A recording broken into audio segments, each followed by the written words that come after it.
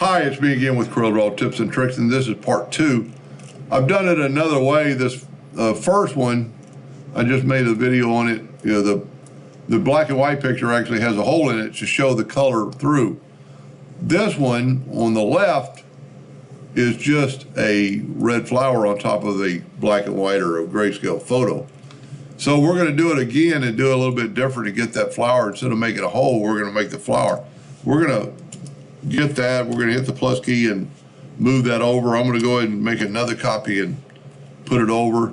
And we're going to trace this one just like we did before with bitmap, outline trace, clip. I'm going to use clip art this time to see if it's any better. And see all the thing did with clip art, it upped our detail, so it'll really go work over the. And then we're going to take and we're going to move it down. This is the trace copy. And then we're going to do like we did before and go up to object and break it apart, ungroup it. Let's zoom in here. And we're going to take anything that's got relatively, I need to get to my pick tool before I zoom in. And then I'm just going to move all this over and we can zoom in now with the wheel. And I'm just getting anything that has anything to do with the color. And in the first video, I actually made a hole in the gray and black and white or grayscale picture. This time we're going to do just the opposite. We're going to take this flower and we're going to make the boundary tool, and we're just creating a boundary in that hole. And now we're going to go to our color picture. And there's two ways to do it. One, we can probably, let's try intersect. And intersect made a copy of that picture, or a copy of that flower for us. Let's just move it down here. And as you can see, it's a flower. So now we can take just extra picture and make it a grayscale.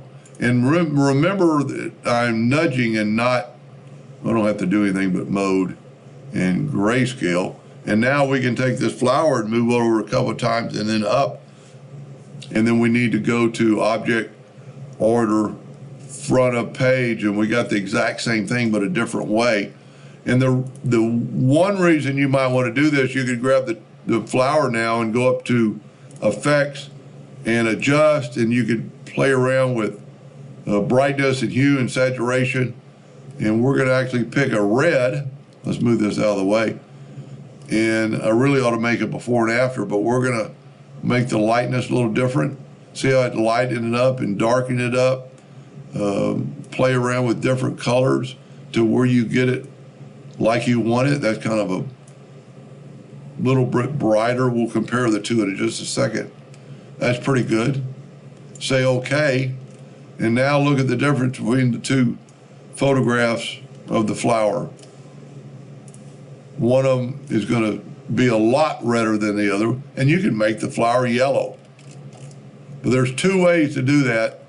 It doesn't really matter which way you go because it's kind of the same result.